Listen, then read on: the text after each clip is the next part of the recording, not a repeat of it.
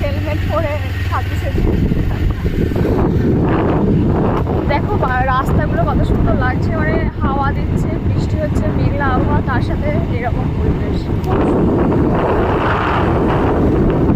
তো চলো বাড়িতে গিয়ে দেখা হবে। মা দিয়েছে হাঁসের মাংস, তাও আবার কাঁচা, সেটা রান্না করে খাওয়া হয়ে গেছিলো। আর কাঁচা মাংস দিয়েছে, সেটা বাড়ি গিয়ে রান্না করব, সেটা তোমাদের সাথে শেয়ার হবে আজকে। তো চলো টাটা।